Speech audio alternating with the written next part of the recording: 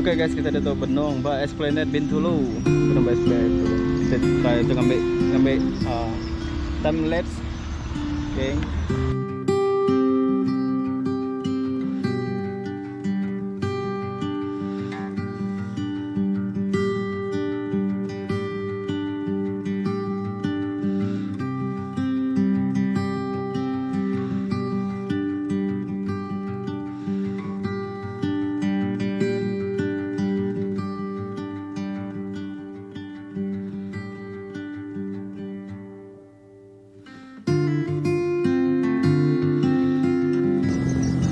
Guys, kita jalan apa? Oke.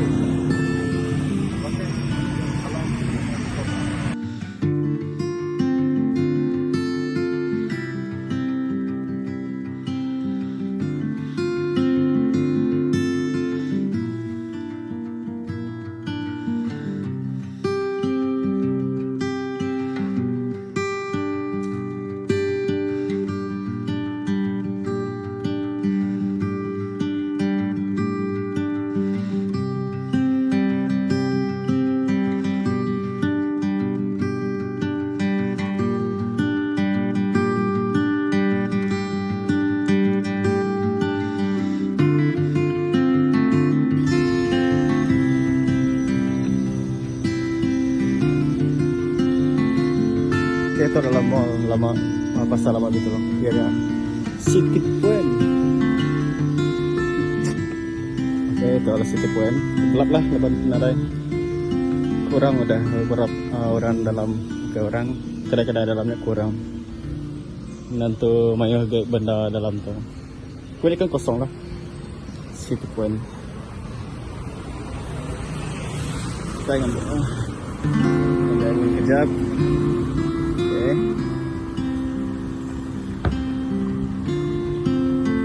Solo Jalai malam. Dia tu punya buku 7.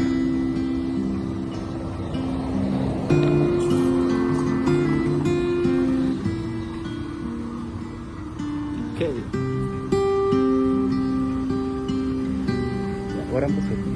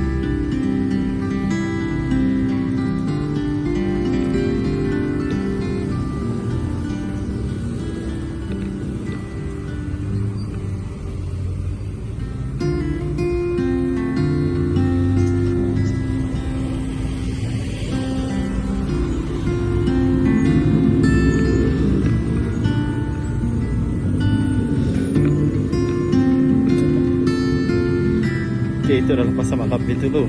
Kita next content pasar malam Bintulu. Lumayan pasar malam.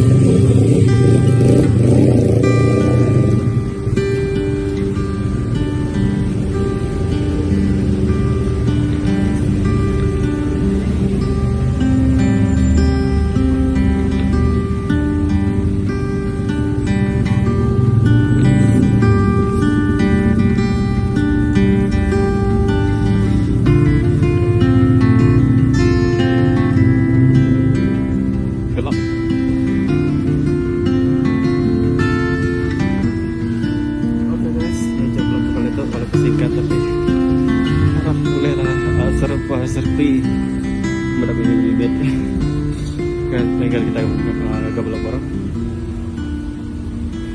Vlog Maya siang enggak malam nanti pada. And kita lah pasabin dulu pasalamatan sama dulu. Ya, thank you guys.